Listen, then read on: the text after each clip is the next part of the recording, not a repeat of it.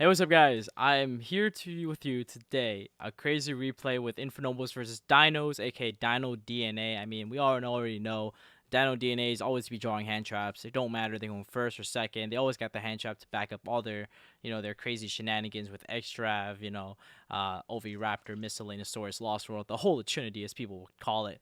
But today, we slayed Dinos.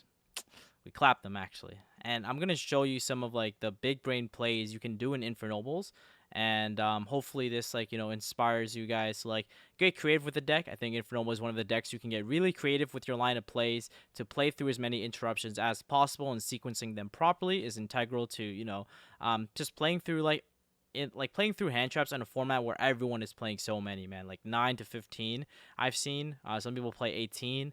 I played a guy who played 21. I mean, people are just, they don't want to be looped. But the chat asked for some loops, and so I'm here to give them some loops. So I'm playing against Enzo. Enzo's a pretty solid player, really good player. So I figured this would be a really good match to show because I made a lot of plays that maneuvered around, like his hand traps as best as I could. So I think that this would be like pretty good way for me to showcase I guess some of the things you can do with Infernobles. But before we do that, just want to say huge shout out to Imperium Duels for sponsoring the channel. Definitely go check them out if you're interested in getting a playmat. Like this is the deck box that I've been using for multiples. It has like a nice little dark attribute sign, so it's not a fire attribute, but we'll get there pretty soon. Check their website out in the description box below and use pack 10 for 10% off. And also, like, shout out to Luxury Gaming, my team. We're hosting a big 3v3 tournament next weekend. So if you are interested in signing up, definitely go check out in the description box below as well. I also will be releasing playmats pretty soon of the Infernoble archetype. I'm really excited to be sharing this. But it will come pretty soon in 1 to 2 weeks. So stay tuned for that. And yeah, if you're interested in that playmat or want to see the design, come to Twitch. I've already leaked the design there. So definitely go check out my Twitch at twitch.tv/pack_TCG if you haven't already. Yeah, but anyways, we're gonna get right into like the video. And we're just gonna go like I guess the game by game, the play by play. So you see here I went RPS, so that's already like a really good sign. So this is my hand. You saw that I went normal summon Oliver, and then special summon Reynold.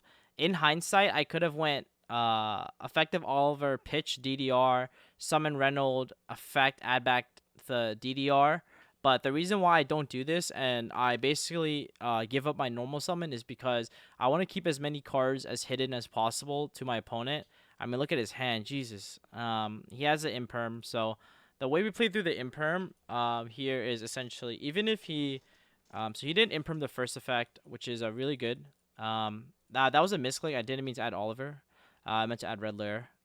So then I go mill 2 and he's gonna go impermanence. But he actually opts not to. Like I see that he has imperm here and he actually should have impermed this, but it didn't matter because I had an extender in the form of I went DDR banish Oliver. DDR, pitch, Phoenix Blade, summon back Oliver, and then I would full combo. Anyways, you'll see that he'll actually do it on my link cross, which is definitely a misplay, for sure. But it doesn't matter, so we're just going to full combo him. You see right here that I didn't use Reynolds' effect yet. So this is like where the creative plays come into place, and this is what I'm talking about. So you see right here that I want to play around Nibiru as best I could. So I'm afraid that he impermed me, and he might not have impermed properly. He might have like another hand trap such as Ass Blossom or like Gamma on my Fiber. So the best way to play around that is to do special summon the Reynold by not using it earlier on. Or not using the effect to add. I can now use the effect to add and add back the Gearfried that I pitch off of DDR. And now I can use Oliver's effect to equip to the Genba. I can then use Gearfried effect to banish the Oliver and then summon the Gearfried. Then equip the Phoenix Blade to the Gearfried, thereby letting me play around another hand trap. And it's crazy because on the Gearfried effect to summon, because DDR was equipped to Reynold, I had another way to play through hand traps there. You're going to see me after that go to Fiber, and then it gets really awkward zoning, but you have to get creative with your zones, right? So what I do here is I actually summon the Despot 001, and because Reynold was not summoned by its own effect, it's actually not a tuner, but a non-tuner monster. And you're going to see me here actually make a Formless Synchron, draw a card. It's actually going to get me Durando, which is pretty good. I haven't used Durando yet at the end of my combo, so this is another form of negate or extender that you can have. Bring back the Despot, make some power tool. And yeah, I mean, it's going to be pretty much GG from here because he has nothing else. Summon the Coat Wing, get 2. Summon back the Herald. And here's a really cool play. You'll notice that I had to Phoenix Blade the Gear Freak to play around a hand trap, so I didn't have a level 2 tuner to banish for Phoenix Blade to get access to the level 2 tuner to finish off the combo. But I actually had the Gamma. So because I had Gamma in my starting hand, I realized I can actually DDR Gamma, which will automatically get it banished because of Herald, and then target the Gamma afterwards, which is actually a really cool interaction that you can do. And yes, guys, that's completely legal. You can pitch for cost and target a card that's in the banish pile right away, because that's like the sequencing. You discard for cost and you target. So discard for cost the Gamma, then target the Gamma. But in order to do this, you need to have at least one banished card other than the card you're about to discard in the banish pile to do that. So keep that in mind. Yep, make the Captain Roland, and then Roland the Colt Wing into a Charles, and he's just gonna scoop right there. I had to blindside, so I didn't side the most optimal, but I drew into an Imperm, which I thought would be pretty good. You see right here that he goes normal summon Animador and Archosaur. I actually Impermed this.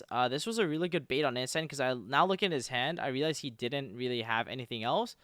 He tried to 3-tax, but it's a trap. He makes the plays, summon the UCT, and then just pretty much pass. He has an Ash Blossom and a UCT, and my hand was not really that good. I think I misplayed this, and so this is like a really good thing to learn from. I should not have normal summoned Arma. You're gonna see me here activate the thing, get Fire Flint. I'm gonna go to battle phase to attack Secure Gardener first, and then I just pass from here. In hindsight 2020, he actually top decked Baby Ceratosaurus, which is kind of crazy because he was like the perfect card to top deck. If I summoned this, he would have had to pop Tyranno, and then all my cards would have been booked, so he couldn't actually activate Baby. I realized that it was a mistake, and he definitely got really lucky. But that's Dino DNA, never punish. So we're just gonna go next game because he pretty much kills me there. And now you're gonna see that in game 3, he actually opens up 2 hand traps, Ash and Gamma. I'm gonna do Heritage. You see, I actually hard open the Colt Wing, so you're gonna see me actually combo with the Colt Wing, without the Colt Wing, or and you're gonna see some really creative play. This is where the big brain actually happens. We're gonna go normal summon Ogier. He Ashes here, which is kind of a weak Ash. I mean, it made me so I couldn't get access to Ogier, so that kind of telegraphed that he might have had a Nibiru. So I was thinking in my head, okay, let me try to play through as many interruptions as possible, and let's see his hand. So I'm gonna go Fire Flame effect, summon it from my hand, then use Fire Flame effect to summon the Aqua Dolphin. Then I'm going to use Aqua Dolphin and pitch Colt Wing. Yes, there's a way to actually not even use Colt Wing in your combo, and a lot of people are hesitant to discard the Colt Wing because you can't put it back with Plague Spreader, right? But I have a creative solution for you guys, and you're going to see pretty much how. I'm going to go Dolphin. Because Ogier is above 1500, I actually force out his Gamma here. You're going to see he's going to Gamma the Aqua Dolphin, and then I held the Reynolds, use Reynolds effect to add back the Durano to my hand. And now I can make Isolde. You're going to see some cool plays here. Add Gifried.